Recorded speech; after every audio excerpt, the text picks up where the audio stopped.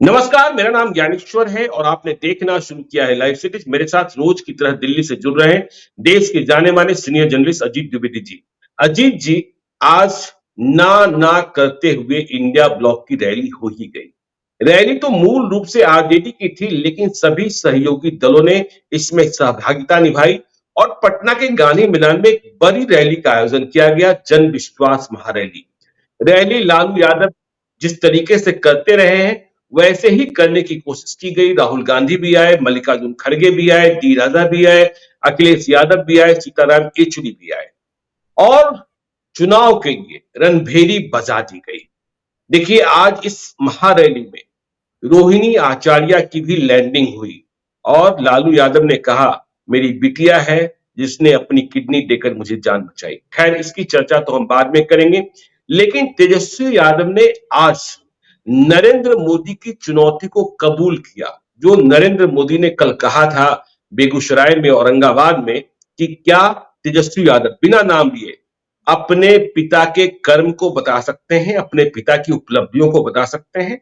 तो आज तेजस्वी यादव ने उन उपलब्धियों को गिनाने की कोशिश की और नीतीश कुमार को ललकारा भी। यह भी कहा कि 2024 में जेडीयू समाप्त हो जाएगा, जेडीयू का नामो निशान नहीं रहेगा।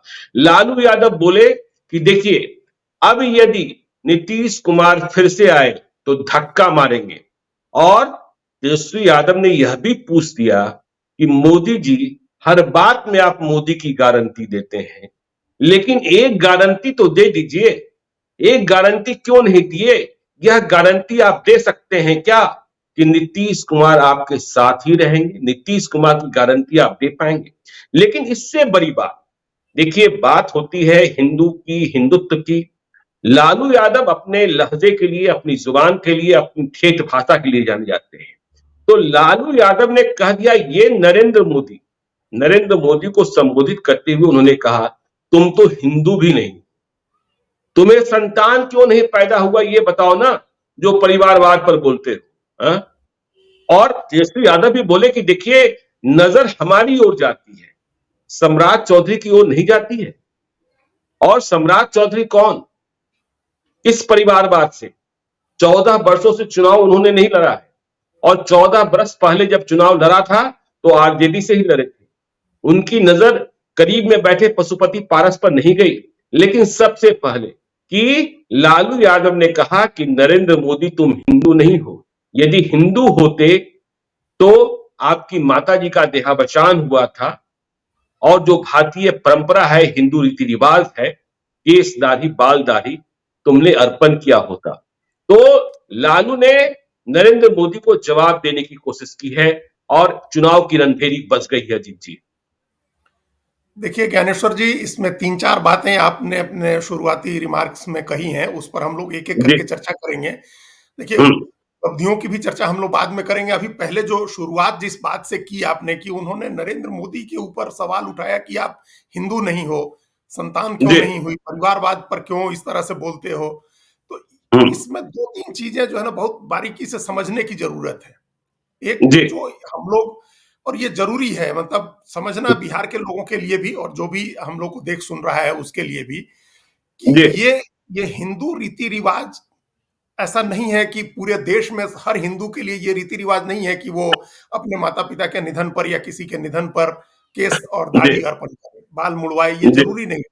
देखिए, हिंदू हम्म। धर्म इतना इतना वैरिड तरह की परंपराओं वाला धर्म है हिंदू धर्म। पूरे देश में अलग-अलग तरह की मान्यताएँ हैं। अब किसी को कहिएगा बिहार में जाकर के कि कर्नाटक में एक लिंगायत समुदाय है कि जिस लिंगायत समुदाय में आदमी को मरने पर दफनाया जाता है। हिंदू जी, समुदाय है, बिल्कुल। हिंदू समुदाय है, भगवान शिव को हम्म। मानने वाले लोग हैं, लेकिन उन लोगों को हम्म। दफनाया जाता है। तो हाँ, बड़ी उधर तो हैरानी बहनों में और बहन के साथ और भांजी के साथ शादी हो जाती है। बिल्कुल वही हम कह रहे थे जो पूरे मैसूरू रीजन में या पूरे साउथ इंडिया में एक चलन है कि जहां ममेरे फुफेरे भाई बहनों की शादी होती है और जी। मामा भांजी की शादी होती है और बहुत पवित्र शादी हम्म। मानी जाती है। तो हम्म। ये इस तरह की परंपराएं हैं। पूरे देश में हिंदुओं के अंदर अलग-अलग तरह की परंपराएं हैं कि जो मानते हैं लोग शादी विवाह से लेकर के अंतिम संस्कार तक हिंदुओं में ही है। जो 3 दिन में अंतिम संस्कार कर देते हैं लोग, 4 दिन में अंतिम जी। संस्कार कर देते हैं, वो लोग भी हिंदू हैं। ऐसा नहीं है कि हिंदू हम्म। धर्म से अलग के लोग हैं। एक हम लोग के यहाँ माना जाता है कि द्वादशा होगा और एकादशा होगा, 13वीं होगी। बहुत लोगों के जी। हिंदुओं में नहीं माना जाता है, 4 दिन में लोग खत्म कर हम्म। देते हैं। बहुत जगह हम्म। श्राद्ध का भोज कराना कंपल्सरी होता है और बहुत बड़ा समुदाय है जो नहीं कराता है श्राद्ध का भोज। तो जी। इस आधार पर आप जज नहीं कर सकते हैं हिंदू है कि नहीं है।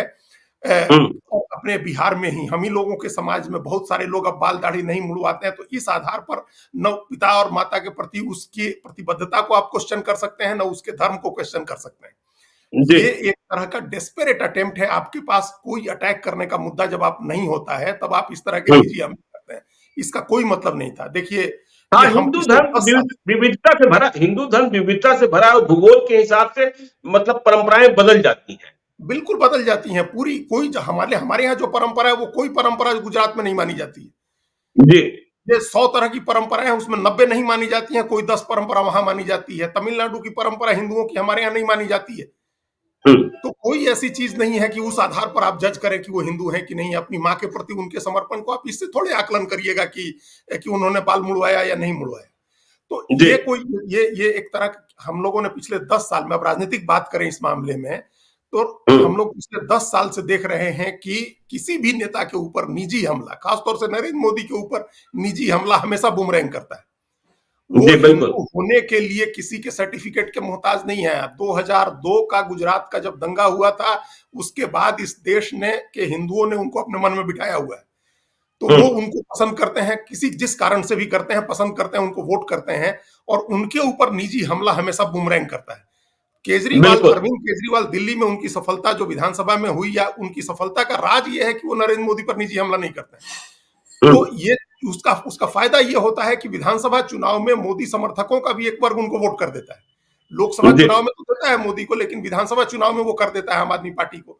तो इस तरह का निजी हमला एक जो उन्होंने किया है नरेंद्र मोदी के ऊपर, वो ठीक नहीं है। वो उनको उस तरह से निजी हमला नहीं करना चाहिए, क्योंकि क्वेश्चन करने के लिए बहुत सारी चीजें हैं। 10 साल से नरेंद्र अरे मोदी ये का भी राज कहा, तुम्हें है। संतान क्यों नहीं है, तुम्हें संतान क्यों नहीं है, बताओ ना, जो परिवारवाद अब की ये बात करते हो। इस तरह की वही इन बातों का कोई मतलब नहीं है। आप इस जी। उनको संतान नहीं है और नहीं है इसलिए परिवारवाद को अटैक करते हैं, ये बात भी ठीक नहीं है। मतलब ये कुल मिलाकर के जो भी निजी हमला हुआ, ये पॉलिटिकल, एक बड़ी इतनी बड़ी रैली कर रहे थे, वहां से आपको एक पॉलिटिकल टोन सेट करना था, एक राजनीतिक माहौल बनाना था। वहां आप इस बात को लेकर के कैसे जाएंगे लोग अपने घर पे कि जी। ये तो हंसी की बात हो गई ना, हंसी मजाक जैसे पहले करते थे उस तरह की हंसी मजाक की बात हो गई। तो इस हम्म। बात पे कोई सीरियस नैरेटिव नहीं सेट हुआ। कोई ऐसा नहीं है, एक आदमी भी उस रैली में से भी निकलने वाला एक आदमी भी इस बात को यकीन नहीं करेगा कि नरेंद्र मोदी हिंदू नहीं है, या जी इसको बिल्कुल। कोई नहीं मानेगा। जो उनकी रैली में आया हुआ वो भी नहीं मानेगा। तो ऐसी हम्म। बातें नहीं करने का क्या मतलब है। इस तरह से कोई नैरेटिव आपने, कोई सीरियस पॉलिटिकल नैरेटिव आपने नहीं सेट किया। जी। अब आइए, जो अब दूसरी बात जो है, उस मामले में बड़ी सावधानी से नरेंद्र मोदी ने बच के निकलने का एक रास्ता बना रखा है। परिवारवाद की एक नई परिभाषा उन्होंने संसद के पिछले सत्र में तय कर दी कि जिस हम्म। पार्टी का संचालन एक परिवार कर रहा है, वो जी। खराब है। एक परिवार हम्म। के अगर कई लोग राजनीति में हैं, तो वो गलत नहीं है, वो परिवारवाद नहीं है। तो हम्म। जाहिर है कि इस परिभाषा से उनको निशाना साधना था नेहरू गांधी परिवार के ऊपर, सोनिया गांधी, राहुल गांधी के ऊपर। तो उस परिभाषा के लपेटे में आरजेडी भी आ जाती है। लेकिन जी। उस परिभाषा में सम्राट चौधरी नहीं आते हैं लपेटे में, क्योंकि सम्राट हम्म। चौधरी का परिवार पार्टी को संचालित नहीं करता है, और दूसरे सम्राट चौधरी के पिता राजनीति से रिटायर हो चुके हैं। तो हम्म। वो उस परिभाषा में नहीं आते हैं। लेकिन फिर उस परिभाषा में चिराग पासवान और पशुपति पारस आ जाएंगे, क्योंकि बिल्कुल वो आ एक जाएंगे। परिवार से संचालित होने वाली पार्टी है। तो जी। ये एक थिन थिन लाइन है, जिस लाइन को एक अपने को अलग दिखाने के लिए मोदी ने वो लाइन खींची है। हम्म। उस लाइन पर उस बहस में जाने की भी जरूरत आज नहीं थी। परिवारवाद का जो आरोप है उसको जस्टिफाई करने की भी जरूरत नहीं थी। उसको आप जी। स्केप कर सकते थे। देखिए, अब हम्म। कोई ऐसी चीज तो है नहीं नरेंद्र मोदी की उन पर अटैक करने के लिए आपके पास इश्यूज नहीं है। जो आदमी 10 साल नहीं, इसमें तो मुख्यमंत्री तमाम रहा है, भरे पड़े हैं। तमाम हाँ, मुद्दे भरे पड़े इसमें हैं। तो दस तमाम भरे साल पड़े हैं, जी बिल्कुल। जो 10 साल मुख्यमंत्री, 10 साल प्रधानमंत्री रहा, और 13-14 साल जो व्यक्ति एक राज्य का मुख्यमंत्री रहा, 23 साल के सार्वजनिक जीवन में आप हजार चीजें हैं। डेवलपमेंट की जो बात नरेंद्र मोदी कहते हैं, आप उसको क्वेश्चन करिए। वो समावेशी विकास की जो बात करते हैं, उसको क्वेश्चन करिए। जो विदेश नीति को लेकर के कहते हैं, उसको सामरिक नीति को लेकर के कहते हैं। वो जो बिहार के लिए ही वो 1,51,00,000 करोड़ का वादा करके गए थे, उसको कहिए क्या किसी ने ये मुद्दा उठाया कि नरेंद्र मोदी मोतिहारी नहीं, गए थे तेजस्वी और यादव उन्होंने देखिए कहा था अजीत जी, कि हमें चीनी मिल गया? तेजस्वी यादव ने स्मार्टली पूछा भी कि देखिए 2019 में आपने 40 में से 39 सांसद दिए थे, अपने सांसदों से पूछिएगा उन्होंने क्या काम किया, यह पूछिएगा कितने कल कारखाने दिए, कितने रोजगार दिए। जब मेरे पिता थे तो बिहार में चक्का कारखाना दिया, रेलवे के और कारखाने दिए। तो तेजस्वी यादव ने थोड़े स्मार्ट तरीके से जवाब देने की कोशिश की, लेकिन लालू यादव अपनी आदत के लिए, अपनी जुबान के लिए और जिस तरीके से वे कहते हैं, और उन्होंने नीतीश कुमार के बारे में भी कहा कि नीतीश कुमार का शरीर तो अब खराब हो गया है। आज की रैली जब वो देखेंगे, शरीर काम नहीं कर रहा है, और आज की रैली जब वो देख रहे होंगे तो पता नहीं और क्या क्या चीज खराब हो जाएगा। अब तो देखिए, लालू यादव मतलब किसी तरीके से ताली बज जाए, और जिस तरीके से बातें कर रहे थे, अब पता नहीं इसका चुनाव पर कितना असर पड़ेगा। आपने ठीक ही कहा कि नरेंद्र मोदी हिंदू नहीं है, इस बात को कौन मानेगा। हाँ, और फिर आपने नीतीश कुमार को भी निजी तौर पर टारगेट करने का क्या मतलब है? जो अभी आप 1 महीना पहले उनके साथ थे, 2 महीना पहले। जी। 2 महीना पहले आप उनके साथ थे और आप कहते रहे थे कि वो प्रधानमंत्री मटेरियल है, उनको लेकर के घूमते रहे थे इंडिया ब्लॉक का संयोजक बनाने के लिए, और आज उनके जी। ऊपर निजी हमला कर रहे हैं, अटैक कर रहे हैं, कह रहे हैं कि वो उनका शरीर काम नहीं कर रहा है। देखिए, हम्म। ये भी किसी की बीमारी को लेकर के और किसी की वृद्धावस्था, किसी की आयु को लेकर के भी हमला करना, ये भी एक सामान्य नैतिकता के खिलाफ होता है। ये बात उनको नहीं जी। करनी चाहिए जो 2 महीना पहले तक उनके साथ थे। और हम्म। और ये बीमारी की बात कहेंगे, शरीर साथ नहीं देने की बात कहेंगे, तो लालू यादव तो खुद ही काफ़ी अशक्त हो गए थे। और अभी उन्होंने हम्म। अपनी बेटी को मंच पर रखा जिसने किडनी दी, और उसके बाद वो उनका शरीर और स्वास्थ्य थोड़ा ठीक हुआ है कि जो वो राजनीति में हिस्सा ले रहे हैं। तो इस तरह की बातें भी नहीं करनी चाहिए। मतलब कुल मिलाकर के जो आपने ये बात कही कि वो किसी तरह से भीड़ ताली बजा दे, किसी तरह से भीड़ हँसने लगे, खिलखिला के हँस पड़े, तो इस तरह जी। की बातें करके आप नरेंद्र मोदी और नीतीश कुमार को निशाना बना रहे थे। उसका कोई मतलब हम्म। नहीं था। आपको पॉलिटिकल नैरेटिव एक सेट करना था बिहार में अपने भाषण से, और लालू यादव करते रहे थे। बहुत विटी आदमी हैं और वो पॉलिटिक्स में हमेशा कोई ना कोई ऐसा इशारों में ही कोई बात कहते थे जो लेकर के लोग जाते थे, जो लोगों को अच्छी लगती थी। वो बात हम्म। उनके उसके भाषण से, वो विट, वो ह्यूमर, वो सब मिस कर रहा था। एक क्रूड ब्लैक ह्यूमर जिसको कह सकते हैं, ये ब्लैक ह्यूमर है कि किसी के एज को आप इशू बनाएं, किसी के बीमारी को इशू बनाएं, किसी की माँ के निधन को, ये एक ब्लैक ह्यूमर की कैटेगरी में आता है। लेकिन वो लेकिन विट एक और ह्यूमर डिस्क्लोजर लालू भी था। यादव मिस अजीत कर गया, जी, वो खत्म हो गया, वो अजीत नहीं जी, था। अजीत जी, एक डिस्क्लोजर भी था लालू यादव का, और उस डिस्क्लोजर में उन्होंने बिहार के राज्यपाल और राजभवन दोनों को कटघरे में खड़े करने की कोशिश की। उन्होंने कहा कि देखिए बिहार में महागठबंधन की सरकार गिर रही है, इस बात की जानकारी तेजस्वी यादव को मिल चुकी थी, और इस बात की जानकारी मिली थी कि राजभवन में राज्यपाल के माध्यम से प्रधानमंत्री नरेंद्र मोदी से बातचीत कराई गई है और सरकार गिराने के बारे में फैसला हुआ है। तो देखिए इस डिस्क्लोजर को, तो यह बड़ा सवाल पैदा हो रहा है कि क्या राजभवन की भूमिका बिहार में महागठबंधन की सरकार को गिराने में और एनडीए की सरकार को बनाने में थी, जैसा लालू यादव ने आज साफ तौर पर कहा और संकेतों में भी बोले। देखिए, ये बहुत बड़ा सवाल है और ये बहुत जायज़ बात है, ये सवाल उठना चाहिए है राजनीतिक हल्के में, इस बात पर चर्चा होनी चाहिए है कि जी। देश के हर राज्य में जहाँ विपक्षी पार्टियों का शासन है, वहाँ राजभवन केंद्र सरकार के एजेंट की तरह काम कर रहे हैं। वहाँ राजभवनों में राज्य सरकारों के, जो विपक्षी पार्टियों की सरकारें हैं, उनके खिलाफ काम हो रहा है। उनको डिस्टेबलाइज करने के लिए काम हो रहा है, और जो राज्य की सरकारें हैं, विपक्षी पार्टी की गैर भाजपा सरकारें हैं, उनको परेशान किया जा रहा है। और ये जी। अभी लालू यादव ने जो बात कही, इससे ठीक पहले एक दिन जो स्पेशल परमिशन से जिस दिन विधानसभा के सत्र में शामिल हुए थे हेमंत सोरेन झारखंड में, हम्म। विश्वास मत पर भाषण देते हुए उन्होंने कहा था कि राजभवन की जांच होनी चाहिए, और मैं पहला व्यक्ति हूं जिसकी गिरफ्तारी राजभवन में हुई है। मुख्यमंत्री रहते हुए मेरी गिरफ्तारी राजभवन में हुई है, राजभवन का इस्तेमाल हुआ है हमारी सरकार गिराने के लिए। तो ये जी। बात हेमंत सोरेन ने अभी कुछ दिन पहले झारखंड की विधानसभा में कही।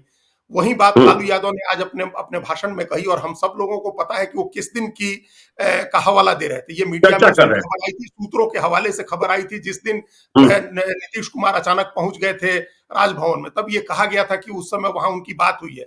लेकिन मीडिया में ये बातें सूत्रों के हवाले से आती रहीं। प्रधान इनके लालू यादव के पास भी कोई पुख्ता जानकारी नहीं होगी, या हो सकता है कि उनको किसी ने जानकारी दी हो, उनके लोग हों राजभवन में, लेकिन यह बहुत जी। गंभीर आरोप है। और इस तरह हम्म। के आरोप आप देखिए ज्ञानेश्वर जी, पश्चिम बंगाल में लग रहे हैं। राज्यपाल से मेरी तमिलनाडु में कल लग रहे हैं। वार्ता हुई, तमिलनाडु में लग रहे हैं, केरल में लग रहे हैं। केरल के राज्यपाल के साथ अभी कितनी कंट्रोवर्सी चल रही है वहां सरकार की, जबकि बहुत सुलझे हुए राज्यपाल हैं आरिफ मोहम्मद खान, बहुत सुलझे हुए सीजन पॉलिटिशियन है, इतने झगड़े जी चल रहे हैं। तमिलनाडु के जो आर एन रवि हैं, वो तो बिहार के ही हैं, जो तमिलनाडु के गवर्नर हैं आर एन रवि, उनके साथ उन्होंने एक समय तो ऐसा था जब 11-12 विधेयक रोक रखे थे उन्होंने, और कुछ विधेयक तो बिल्कुल। ऐसे थे जो 3-3 साल से लंबित थे, और वो हम्म। कई बार आउट ऑफ द वे जाकर के उन्होंने तमिलनाडु राज्य का ही नाम बदलने की एक अनाउंसमेंट कर दिया था कि ये तमिलनाडु नाम ठीक नहीं है, इसका नाम जी तमीझगम होना चाहिए है। तो इस तरह की बातें राजभवनों में हो रही हैं। तो हम्म। ये लालू यादव का सवाल बहुत जेन्युइन था कि राजभवनों का मिसयूज हो रहा है, गलत इस्तेमाल हो रहा है। ये एक पॉलिटिकल नैरेटिव सेट करने वाली बात थी। सरकार जो है, जो डबल इंजन की सरकार कही जाती है, जहां डबल इंजन की सरकार है वहां राज्यपाल एकदम पैसिव होकर के बैठे रहते हैं, राज्यपाल कुछ नहीं करता, कुछ भी हो जाए राज्यपाल कुछ नहीं करते हैं। और जहां अपोजिशन की बिल्कुल। सरकार है वहां राज्यपाल एक पैरेलल गवर्नमेंट चलाते हैं, वहां पैरेलल उसकी गवर्नमेंट की तरह काम करते हैं। ये झारखंड में भी आरोप लगे, ये बिहार में भी आरोप लग रहे हैं, और इस पर बड़ी बहस होनी चाहिए। निश्चित रूप से भारत सरकार को भी इस पर ध्यान देना चाहिए है कि राजभवन जो एक सेरेमोनियल जगह है, एक सेरेमोनियल पोस्ट है। जी। अभी आप देखिए हम्म। बिहार में, आपको तो इस बारे में सारी जानकारी है कि किस तरह से कुलपतियों के साथ और राज्य सरकार के शिक्षा विभाग का भी विवाद चल रहा है बिहार में। जी शिक्षा बिल्कुल, विभाग की मीटिंग सारे कुलपति अकाउंट्स नहीं फ्रीज पहुंच कर रहे दिए हैं। गए। हम्म। जी, कुलपति नहीं पहुंच रहे स- हैं भाई, शिक्षा विभाग की ओर से मीटिंग बुलाई जा रही है और कुलपति नहीं पहुंच रहे हैं, तो यूनिवर्सिटीज के फंड सीज किए गए हैं, वहां एकेडमिक एक्टिविटीज बंद है। तो ये सब राजभवन के साथ टकराव की वजह से हो रहा है। तो जी अब जाकर बिल्कुल। के ये चीजें ठीक होंगी जो पहले से चल रही थी। ये विवाद पहले से चल रहा था। हम्म। और केरल, तमिलनाडु और बिहार तीनों जगह ये विवाद एक साथ शुरू हुए थे, और पश्चिम बंगाल में भी कुलपतियों की नियुक्ति के अधिकार को लेकर के, विश्वविद्यालयों पर अपने अधिकार को लेकर के जो राज्यपालों के साथ झगड़ा हुआ। तो लालू यादव का ये बात उनकी ठीक है, और इस बात को एक अगर इशू बनाए ये लोग, और पूरा इंडिया ब्लॉक के सारे नेता वहां मौजूद थे, इसको एक राष्ट्रीय मुद्दा बनाया जाना चाहिए कि राज्यपाल का पद एक सजावटी पद है, सेरेमोनियल पद है, और जी। वह पद उसी तरह से रहना चाहिए है। वो उस हम्म। पद का इस्तेमाल किसी पार्टी के हित के लिए नहीं किया जाना चाहिए। ये बात पूरे देश में लेकर के जाना चाहिए, राहुल गांधी को भी, और जो भी इंडिया ब्लॉक का नेता वहां मंच पर मौजूद था, सब इस बात को भुगत रहे हैं, सबको ये बात उठानी चाहिए। हम्म।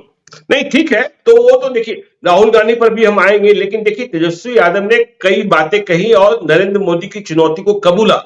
उन्होंने कहा कि देखिए नरेंद्र मोदी ने कल कहा था, लेकिन आज मैं गर्व से कह रहा हूं, मैं लालू यादव का बेटा हूं और यह गर्व है। और जब मेरे पिता लालू यादव नहीं डरे तो उनका बेटा तेजस्वी यादव कहां से डरेगा। मर जाएंगे, मिट जाएंगे, लेकिन लड़ेंगे और जीतेंगे।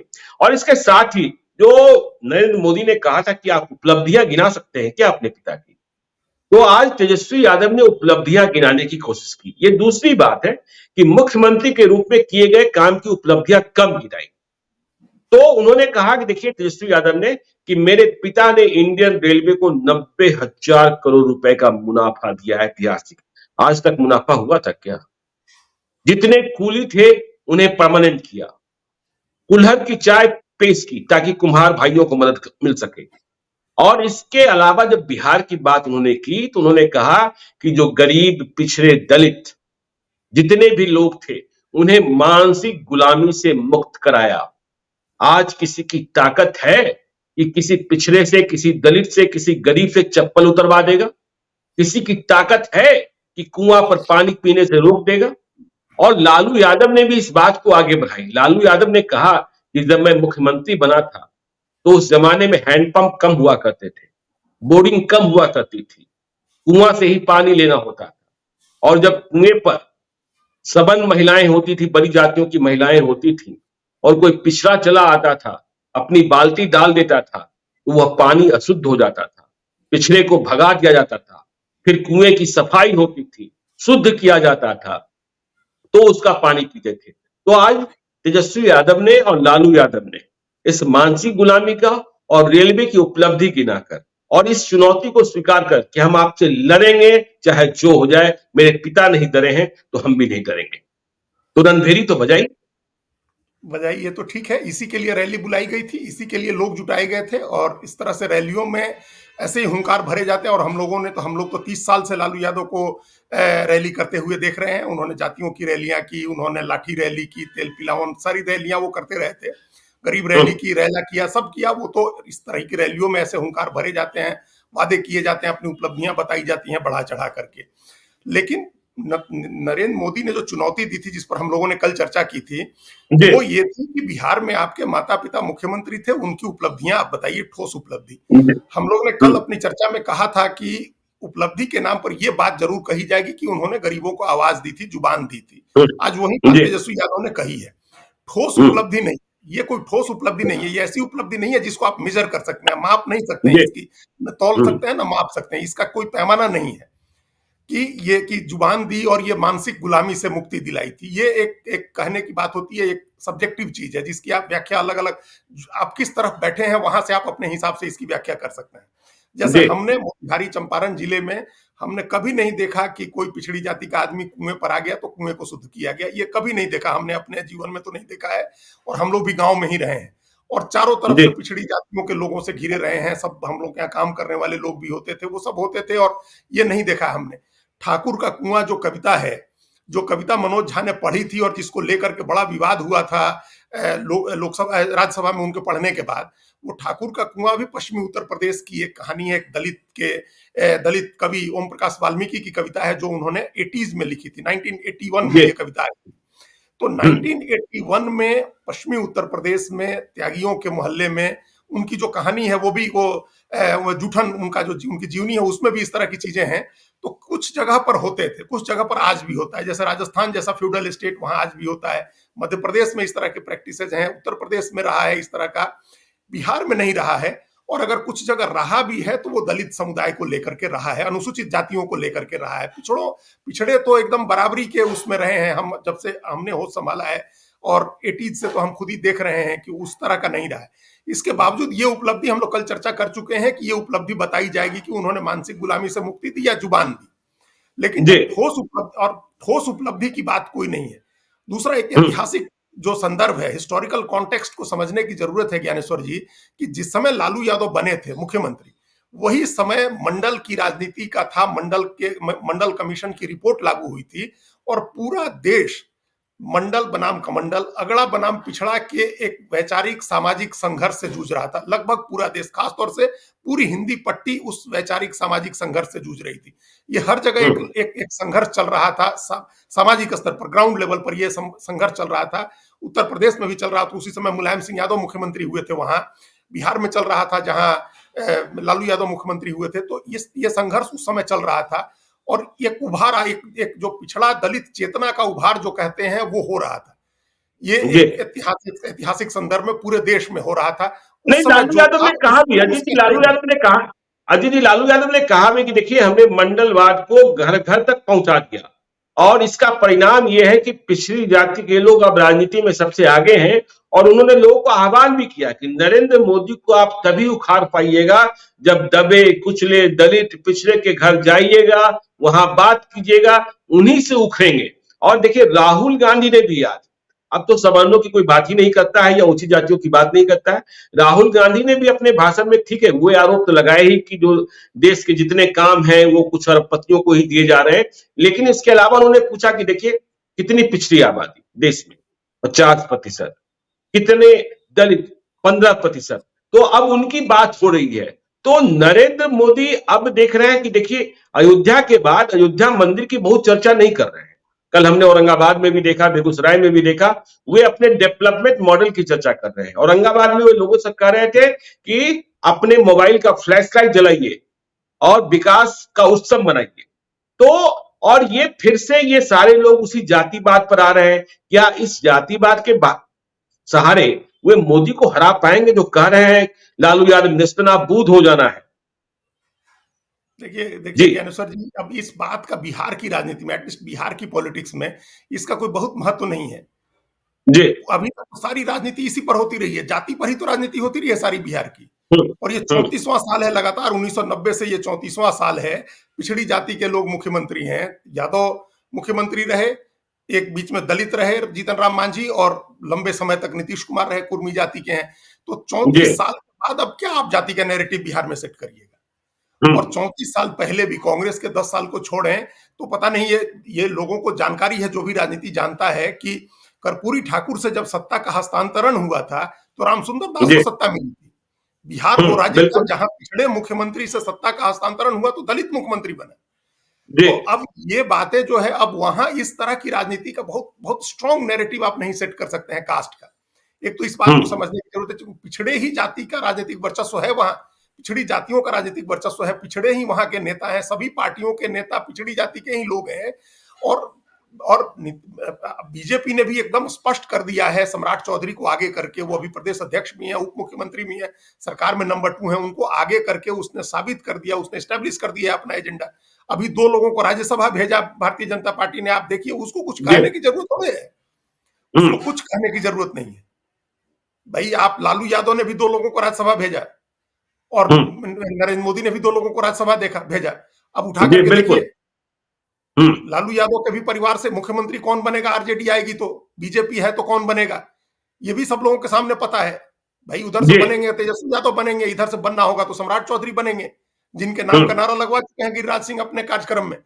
तो ये अब ये नैरेटिव की पिछड़ा और अति पिछड़ा, प्रधानमंत्री बनेगा तो अति पिछड़ा बनेगा, आप कुछ भी कहते बिल्कुल। रहिए, चाहे किसी भी हम्म। समय प्रधानमंत्री की जाति पिछड़ी जाति में शामिल हुई हो, लेकिन अब ये तो मैटर ऑफ फैक्ट है कि वो पिछड़ी जाति के हैं, उनकी जी। जाति पिछड़ी जाति में आती है। और गुजरात में जो आती हो, बिहार में तो उनकी जाति पिछड़ी में आती ही आती है। जी। तो जी। ये जो अब वो प्रधानमंत्री बनेंगे, तो हम्म। इसमें क्या जाति का नैरेटिव आप बिहार में सेट करेंगे?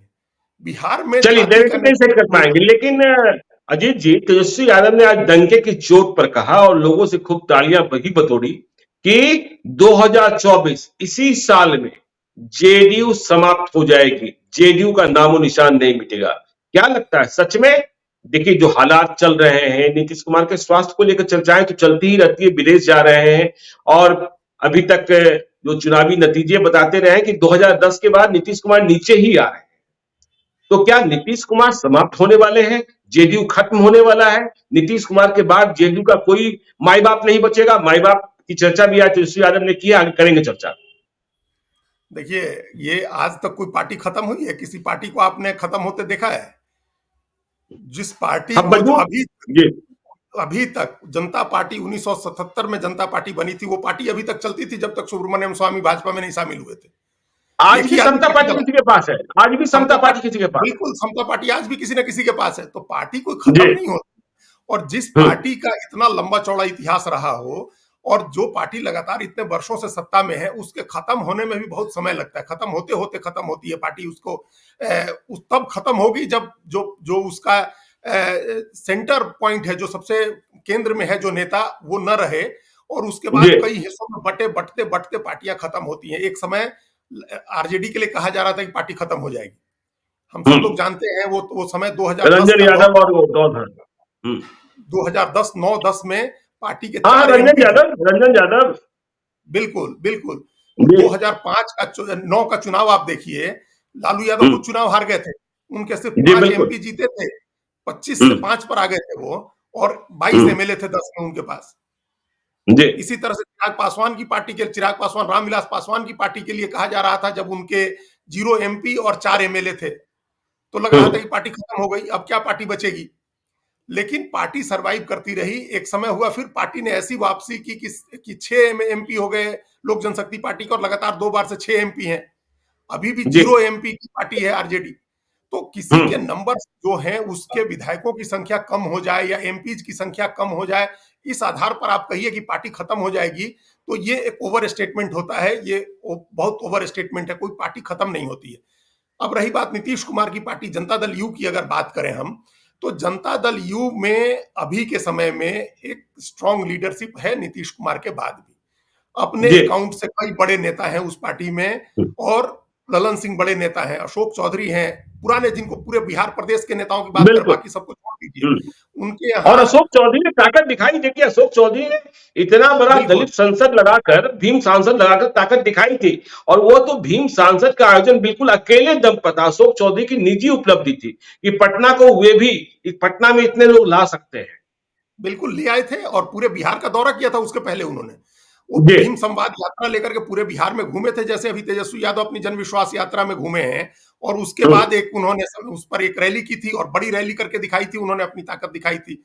श्रवण जी कुमार को एक तरह से डेवलप किया है नीतीश कुमार ने अपने शैडो की तरह, अपनी पार्टी की जरूरत होने पर अपनी पार्टी की कमान संभालने के लिए। तो चाहे हम्म, दलित हो, पिछड़ा हो, हम तीन ये प्रतिनिधि नाम हमने लिए हैं, जो अगड़ी जाति के, दलित समाज का और पिछड़ा नीतीश कुमार के अपने समाज का। उन्होंने जी लीडरशिप डेवलप की है और जब समय आएगा तो कोई ना कोई आगे बढ़ के नेतृत्व संभाल लेगा।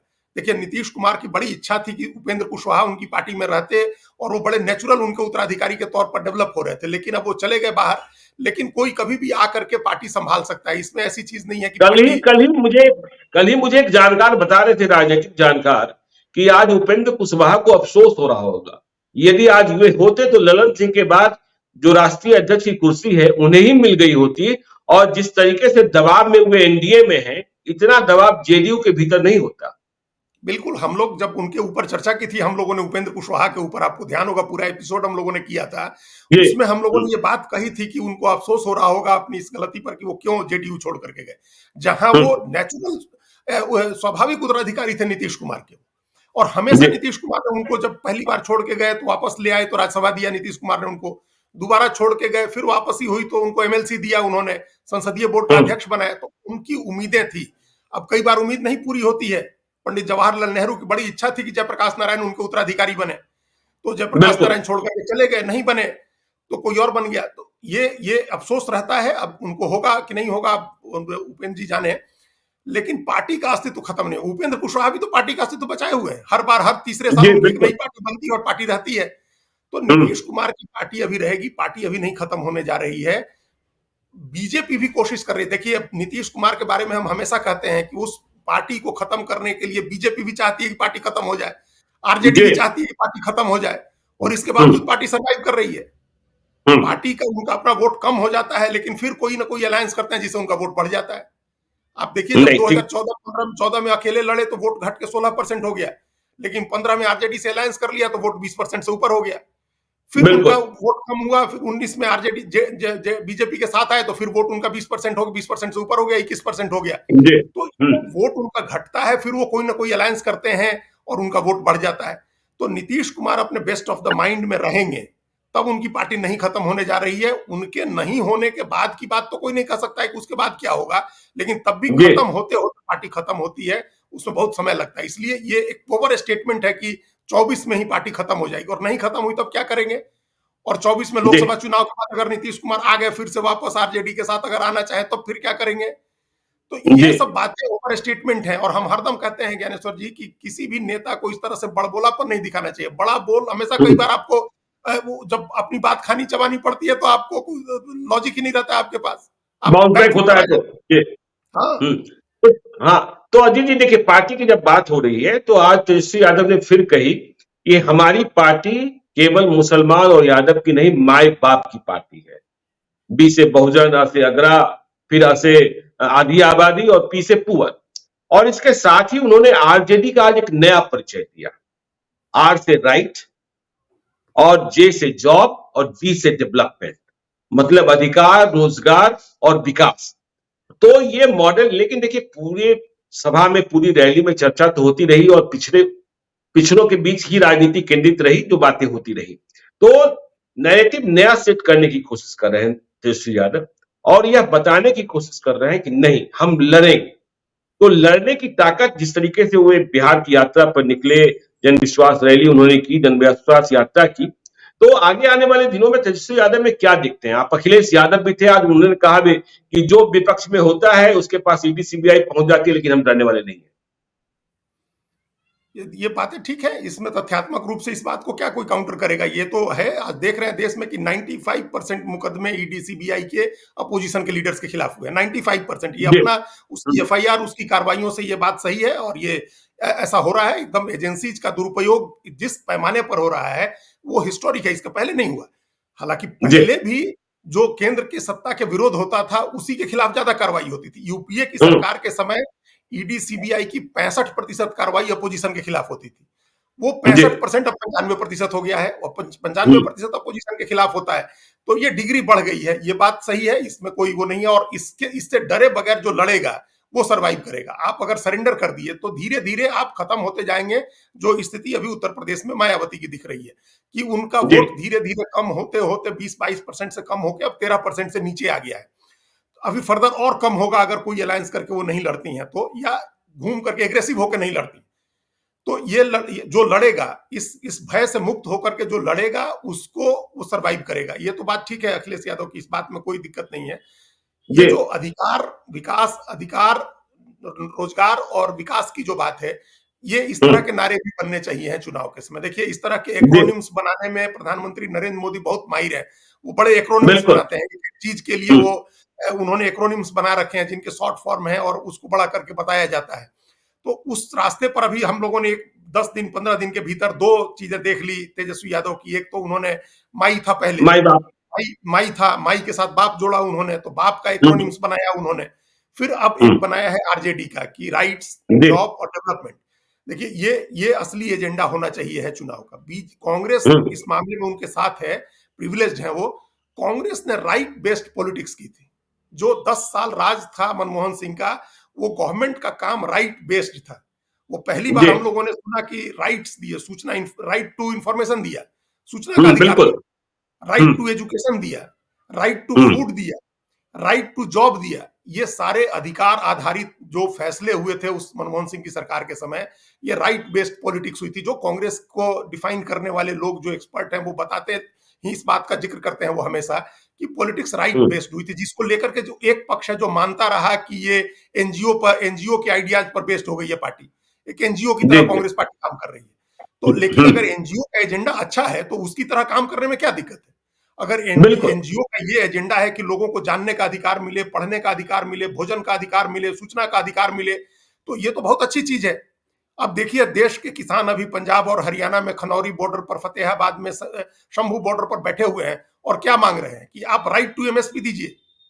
तो जी एक सरकार थी मनमोहन सिंह की जिसने इतने राइट्स दिए, आपसे कह रहा है कि राइट टू एमएसपी दीजिए, तो आप बजट गिनाते हैं कि इतने लाख करोड़ रुपए खर्च हो जाएंगे।